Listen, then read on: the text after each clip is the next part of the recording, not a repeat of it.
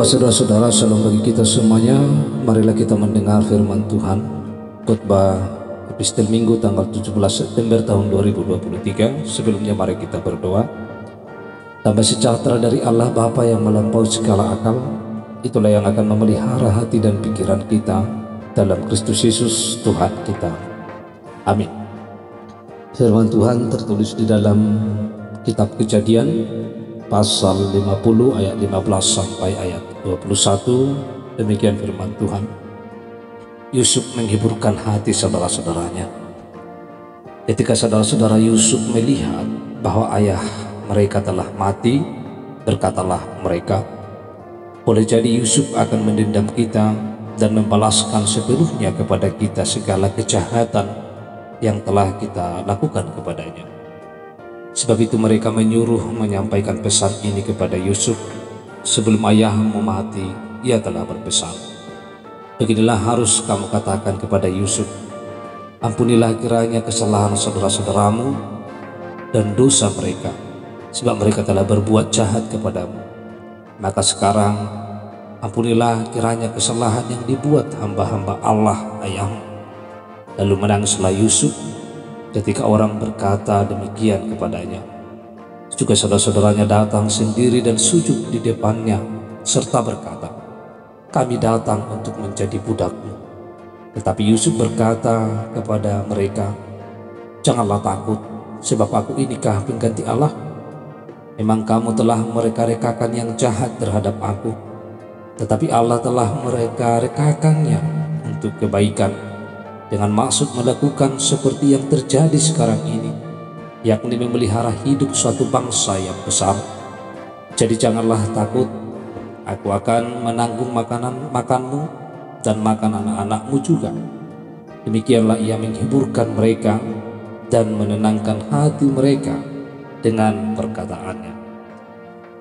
Ibu bapak, saudara-saudara yang kami kasihi di dalam Kristus Yesus, di mana kita berada pada saat ini, firman ini mengisahkan kisah terakhir kehidupan Yusuf dan saudara-saudaranya yang akhirnya mereka hidup dalam damai sejahtera.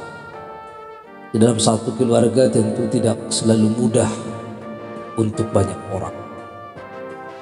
Masing-masing dalam keluarga terikat secara biologis dan emosional, dan jumlah dan tingkat interaksi juga relatif sangat sering dan intensif. Dalam situasi seperti itu bisa menimbulkan gesekan menjadi sesuatu yang tidak terelakkan dan terus berulang. Dan ketika hal ini terjadi, gesekan-gesekan yang terus berulang-ulang dapat melahirkan sebuah bahaya. Gesekan yang tajam atau konstan seringkali sukar untuk disembuhkan. Bahkan tidak jarang di antara keluarga saling mendendam, saling iri. Kadang-kala juga bahwa keluarga menjadi musuh dalam selimut. Dihindari tidak memungkinkan, tetapi ketika dibiarkan sangat menyakitkan. Maka ketika keadaan ini terjadi, setiap orang perlu mengingat bahwa kebencian adalah kebodohan, karena seseorang memilih kesakitan yang lebih panjang. Saudara-saudara, pengampunan memang bisa lebih menyakitkan, tetapi setelah adanya pengampunan, kita akan diberikan kelegaan yang sangat luar biasa. Di dalam teks khotbah kita pada saat ini mengisahkan keadaan dalam sebuah keluarga yang cukup rentan bagi terjadinya pelampiasan dendam. Kita melihat keluarga Yakub, seluruhnya sudah berada di Mesir selama bertahun-tahun. Bahkan pada saat itu Yusuf yang dijual ke Potifar menjadi seorang kepercayaan Firaun, menyediakan segala kemudahan dan kenyamanan bagi keluarga Yakub. Keluarga besar yang diikat oleh figur maskulin dominan yaitu Yakub. Tetapi yang menjadi persoalannya Yakub dalam teks ini telah meninggal dunia. Ketika Yakub telah meninggal dunia, maka saudara-saudaranya merasa khawatir dengan situasi yang telah terjadi, dengan masa lalu yang telah mereka lalui. Semua mereka mengingat apa yang telah mereka perbuat kepada Yusuf, sebuah kejahatan yang telah direncanakan, dan kekhawatiran mereka bahwa Yusuf akan membalaskan segala kejahatan yang mereka perbuat kepada Yusuf.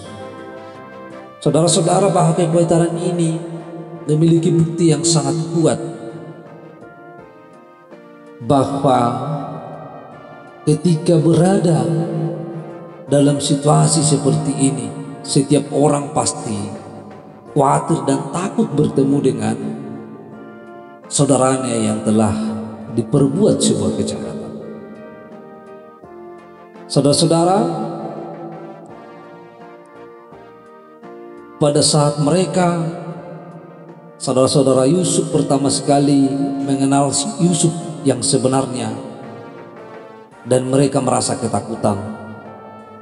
Yusuf hanya menyinggung tentang rencana Tuhan, bukan tentang pengampunan. Mereka juga pasti mengingat kisah Esau yang mendendam terhadap Yakub. Esau tidak mau membunuh Yakub karena dia tidak mau menambah kesedihan ayahnya yang sangat mengasihi dia. Dia menunggu sampai kematian Ishak. Saudara-saudara, akankah hal yang sama sedang direncanakan oleh Yusuf atas saudara-saudaranya?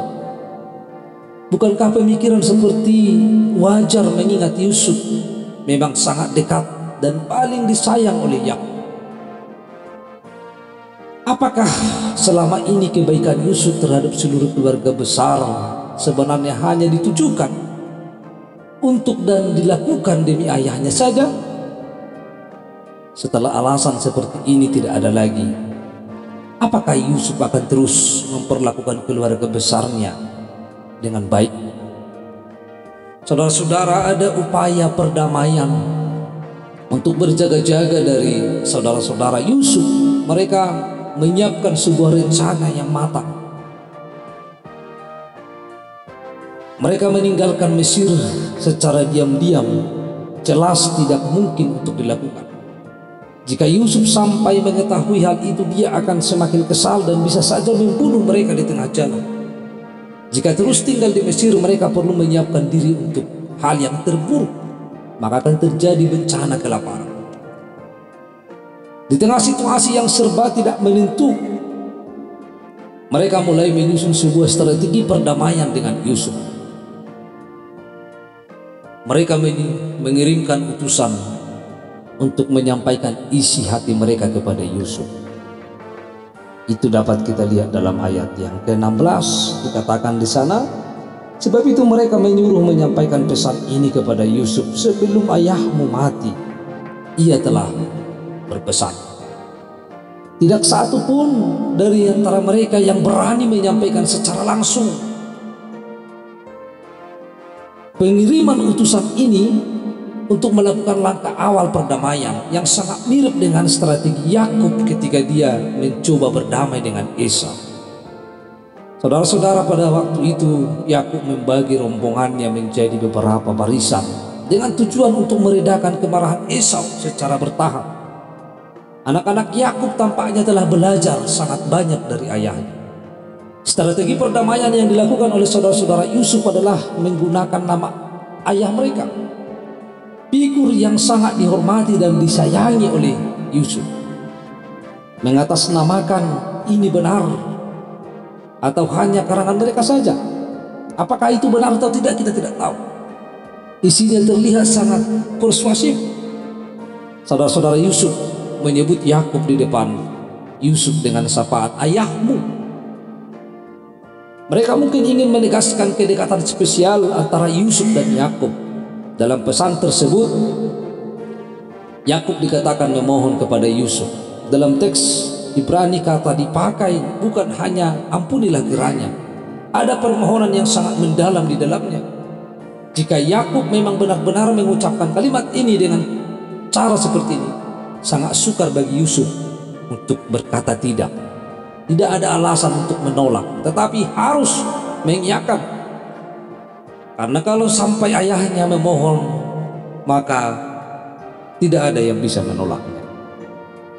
Saudara-saudara, saudara-saudara Yusuf menawarkan diri menjadi budak. Saudara-saudara, tindakan ini adalah sangat ironis. Salah satu alasan mereka dahulu membenci Yusuf adalah mimpinya. Yusuf beberapa kali menceritakan mimpi bagaimana dia nanti akan menjadi pemimpin atas saudara-saudaranya. Dia bahkan dijuluki tukang mimpi oleh saudara-saudaranya. Kesalahan atas mimpi inilah yang mendorong mereka untuk menjual Yusuf. Mereka kesal atas mimpi Yusuf ini. Ini mereka bahkan menawarkan diri secara sukarela untuk semakin menggenapi mimpi itu. Sangat ironis. Untuk bertahan hidup, orang memang cenderung nekat melakukan apapun. Inilah upaya damai yang dilakukan oleh saudara-saudara Yusuf. Lalu yang kedua yang kita lihat adalah tidak ada ruang untuk dendam. Yusuf tidak mendendam saudara-saudara. Melihat saudara-saudaranya untuk memohon belas kasihan dari dia, Yusuf menangis dengan keras. Saudara-saudara, kata Ibrani yang sama digunakan pada saat Yusuf menangisi kematian ayahnya. Ada kesedihan yang sangat luar biasa.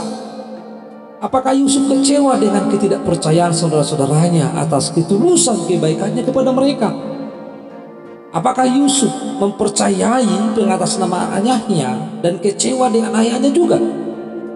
Ini sulit kita mengetahui ini secara pasti.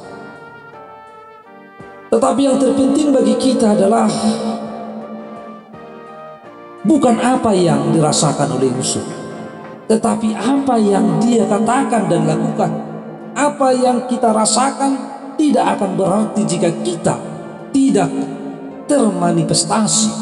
Yusuf menunjukkan bahwa dia tidak pernah menyimpan dendam terhadap saudara-saudaranya.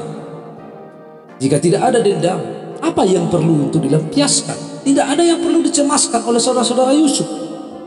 Tindakan ini terbilang luar biasa. Yusuf memiliki segala alasan untuk meluapkan dendamnya sebenarnya. Dia memiliki kekuasaan, dia juga memiliki kesempatan. Dia memiliki kuasa untuk mendendam, melampiaskan dendamnya kepada saudara-saudaranya. Tetapi hal itu tidak dilakukannya karena tidak ada dendam sama sekali di dalam hidupnya. Saudara-saudara yang terkasih, yang dapat kita lihat dari firman ini, melihat dari atas akan memberikan cara pandang yang baru dan benar-benar berbeda. Yang pertama, kita tidak boleh mengambil hak prerogatif Allah. Dalam ayat 19 dikatakan di sana, tetapi Yusuf berkata kepada mereka, janganlah takut, sebab aku inikah pengganti Allah. Yusuf tidak mengambil hak prerogatif Allah. Yusuf tahu menempatkan diri dengan baik. Kekuasaannya yang begitu besar di tanah Mesir tidak membuat dia menjadi sombong dan bertindak seolah-olah dia adalah Allah. Dia berkata, aku inikah Allah? Ucapan yang sama pernah dikatakan oleh Yakub pada saat Rahel, istrinya yang paling dia cintai, terbakar oleh iri hati dan ingin bunuh diri gara-gara tidak dapat memberikan keturunan kepada Yakub. Ucapan ini sangat pantas sekali. Yang mampu membuka kandungan adalah Allah, bukan manusia. Yakub jelas tidak bisa melakukan apapun untuk Rahel. Saudara-saudara, Yusuf belajar banyak dari ayahnya. Dia bukan Allah. Dia tidak boleh mengambil hak prerogatif Allah. Pembalasan dendam sebagai bentuk keadilan adalah hak penuh Allah. Balas dendam adalah penghinaan dan perampasan hak Tuhan. Itu yang pertama. Yang kedua, menyadari intervensi dan tujuan ilahi dalam setiap keburukan. Yusuf benar-benar menyadari bahwa Allah dapat memunculkan kebaikan dari sebuah situasi yang tidak baik, dari situasi yang begitu buruk yang dia alami dalam kehidupannya, bahwa Allah tidak tinggal diam dan sekedar membiarkan suatu peristiwa, tetapi Allah bekerja di dalamnya. Sama seperti saudara-saudara Yusuf, mereka rekakan yang jahat dengan sengaja. Tetapi Allah juga mereka rekakan hal yang sama untuk kebaikan Yusuf. Apa yang dilakukan oleh saudara-saudaranya justru dipakai oleh Tuhan untuk merealisasikan rencana besar Allah. Saudara-saudara yang terkasih, sebagian orang hanya memberi ruang yang sempit untuk kedaulatan Allah dalam kehidupannya. Mereka hanya mengatakan bahwa Allah membiarkan atau mengizinkan peristiwa-peristiwa yang buruk. Jika Dia cuma mengizinkan, bagaimana semua proses itu dapat disebut rencana Allah? Bagaimana kita dapat meyakini bahwa Dia mereka-rekakan sesuatu yang baik dalam hidup kita? Apa yang terjadi pada Yusuf tentu mengingatkan kita bahwa dari perspektif Allah, objek balas dendam seharusnya menjadi objek balas budi. Pendendam kita adalah para pelaksana rencana Allah bagi kita. Mereka sedang mengupayakan kebaikan kita. Bagi orang yang mendendam kita, mereka sedang mengupayakan sebuah kebaikan untuk kita. Banyak orang tidak bisa melihat kebaikan Allah dalam peristiwa-peristiwa buruk yang mereka alami, karena mereka memahami kebaikan dengan cara yang keliru. Berbeda dengan banyak orang, Yusuf memahami kebaikan ilahi bukan pada taraf personal untuk kenyamanan diri sendiri. Dia tidak menyebutkan posisinya yang tinggi di Mesir. Sebaliknya, dia menjelaskan kebaikan itu dengan kalimat, yakni memelihara hidup suatu bangsa yang besar. Kebaikan ilahi adalah pemenuhan rencananya, bukan rencana kita. Tuhan sudah mengatur agar manusia berkembang biak dan memenuhi bumi untuk menguasainya. Maka secara khusus Allah berjanji untuk menjadikan Abraham sebagai bangsa yang besar. Jika kelaparan besar melanda semua bangsa kuno, rencana tersebut bisa batal. Allah jelas tidak menghendaki hal itu terjadi. Dia membangkitkan Yusuf sebagai solusi, sebagai jalan keluar. Yusuf memahami skenario ilahi ini. Kebaikan dari Tuhan harus dilihat dari skala yang lebih besar, tidak selalu personal. Saudara-saudara yang terkasih, teladan yang telah diberikan oleh Yusuf bagi kita semuanya pada saat ini. Dia tidak menghakimi dan dia tidak menyimpan dendam. Dia tidak menyalahkan saudara-saudaranya. Tetapi justru jawaban dia sangat berbeda dari semua jawaban manusia. Dia melihat dari perspektif Allah. Dia melihat dari cara Allah menjaganya, cara Allah memeliharanya, dan cara Allah mengasihinya, sehingga dia dapat menerima saudara-saudaranya yang telah berbuat yang jahat kepadanya. Oleh karena itu, pembalasan dendam, melampiaskan dendam, itu adalah hanya Allah. Oleh karena itu, mari kita memberikan ruang untuk pengampunan bagi saudara kita, dan kita membuka ruang dalam situasi buruk yang kita hadapi. Ada rencana Allah, ada kebaikan Allah yang akan ditunjukkan, yang akan diberikan bagi kita semuanya. Kiranya Tuhan yang selalu memberkati kita, dan Tuhan selalu mengampuni, dan kita mengampuni sesama kita. Amin. Kita berdoa. Ya Tuhan Allah, Bapa kami yang di surga, kami telah mendengar firman-Mu. Biarlah kiranya Roh Kudus-Mu yang memenuhi kami dengan pengampunan, sehingga kami dapat mengampuni satu dengan yang lain. Dalam nama Kristus Yesus kami telah berdoa. Amin.